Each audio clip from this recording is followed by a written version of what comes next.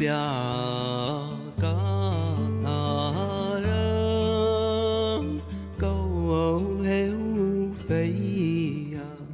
2004, the local government in Nanning, a city in South China, began adding the Zhuang language to street name signage to preserve Zhuang cultural heritage. The Zhuang language, which originated thousands of years ago in this region, had largely been overshadowed by Putonghua, a standard form of Mandarin Chinese and the official language of China. However, the public response to this initiative, including from Zhuang speakers, was not as positive as intended. In this video, I will share insights from my research in the 2010s on Zhuang language policy, including a case study of its implementation and reception in Nanning. China officially recognises the minority group called the Zhuangzu, who have traditionally lived in south-central China, particularly in the Guangxi Zhuangzu Autonomous Region, where Nanning is the capital. There are millions of Zhuang speakers, but China has such a large national population that these Zhuang speakers constitute only a small minority. The Zhuang language can hardly be read even by Zhuang speakers themselves. This is due to the inaccessibility of the Zhuang script. Most people do not have access to formal or even informal ways of learning to read Zhuang. This has significant implications for the region's linguistic landscape. My research aimed to understand the impact of local language policy. I met with 63 Zhuang community leaders and Zhuang speakers for interviews, including interviews in which we walked and talked through the linguistic landscapes. I also found and analysed laws and policies about Zhuang language, from the national constitution down to local regulations. One important set of regulations were interim provisions introduced in 2004 and formalised in 2013, through which the local government added Zhuang script to street signs in Nanning. The script these street names used was a Romanised version of Zhuang, using the Latin alphabet, and it was always accompanied by Putonghua in both Chinese characters and its own alphabetic Romanised form. The Zhuang script, which uses letters identical to English and also identical to Romanised Putonghua, except for the additional letter V, was never displayed alone and was always in smaller font on the street name signs. In some cases, the signs also contained additional information about nearby streets, but only in Putonghua. In the broader linguistic landscape, these Zhuang street names were a visual whisper. Most public writing in Nanning is in Putonghua, with occasional English. Only a few public institutions, like the Regional Museum and Library, have prominent bilingual signage that includes Zhuang. Otherwise, Zhuang is absent from common public texts such as road directions, commercial signage, transport maps, and safety notices. From the community's perspective, this new bilingual signage caused confusion. Newspaper reports from 2009 indicated Zhuang language was mistaken for misspelled Putonghua, leading to complaints.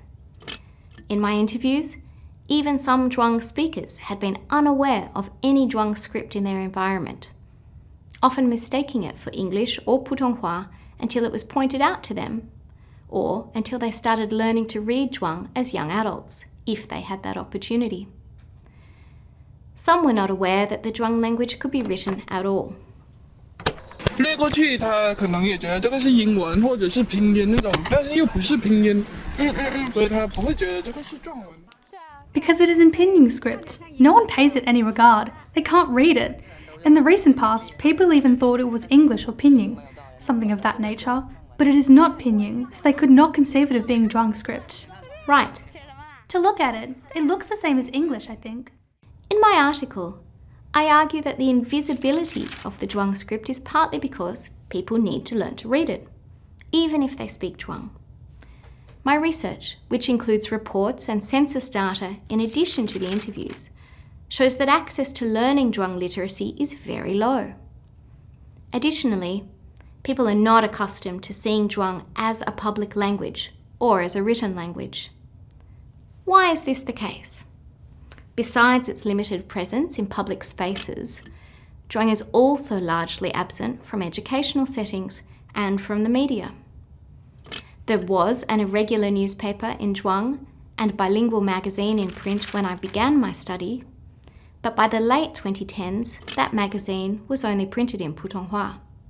The lack of exposure to written Zhuang in everyday life affects the recognition of written Zhuang, even when it is displayed in Nanning today. Two key themes emerge from my participants' reactions to Zhuang in the linguistic landscape. Some Zhuang people appreciated the government's effort to include and preserve their cultural heritage, but they doubted the policy's effectiveness. Since they couldn't read the script themselves, they wondered how anyone else would learn anything about Zhuang language or culture from these bilingual signs. Others viewed the policy as tokenistic. They highlighted the lack of accessibility to the Zhuang script and the frequent errors in its display.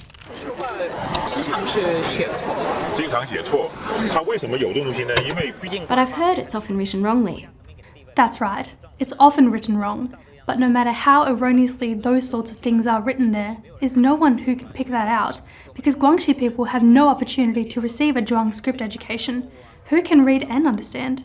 Another point of dissatisfaction was the way Zhuang has been standardized, which has made it more similar to Han Chinese, more similar to Putonghua, which felt like a reminder of the marginalization of Zhuang-speaking people in Nanning.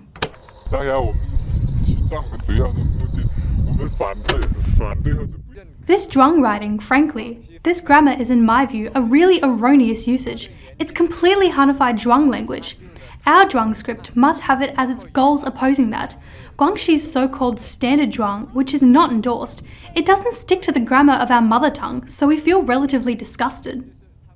For these readers, the bilingual Zhuang street names in the linguistic landscape were a visual reminder of other aspects of Zhuang language policy that they felt did not adequately support the language.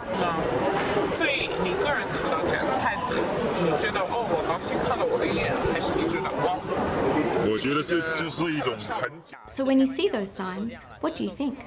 It's simply a joke. To use Chinese, it's to hang up a sheep's head and sell it as dog meat. So it's on the facade, but in their hearts, there is no respect. These perspectives suggest that efforts to include minority languages in public spaces can be perceived as futile or even offensive if the community cannot engage with the script. The Zhuang case study highlights the importance of accessibility and education, not only display, when policies are aiming to support minority languages. But it also highlights the importance of policy responding to the habits and expectations about that language, which people will have already developed from childhood onwards, from the way they experience the language being absent or being devalued in all sorts of places and activities. People bring those habits and expectations and value structures with them into the linguistic landscape. Broadening our perspective from Nanning to consider the policies for marginalised or minority languages in general, this case study challenges two common assumptions about display policies. First, there's the assumption that displaying a minority language increases its visibility in the linguistic landscape. Second, there's the belief that when a powerful entity, like the government, includes a minority language in public spaces, this symbolises the inclusion and valorisation of the speakers of that language, or more broadly, the people who share that linguistic heritage. These assumptions are foundational in linguistic landscape research, but the study encourages us to question them.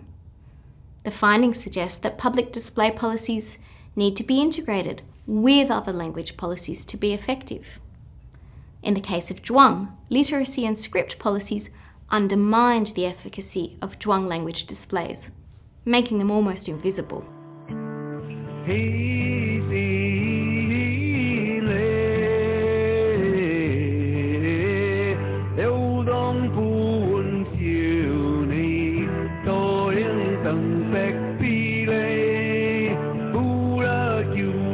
subscribe cho kênh Ghiền Mì Gõ để không bỏ lỡ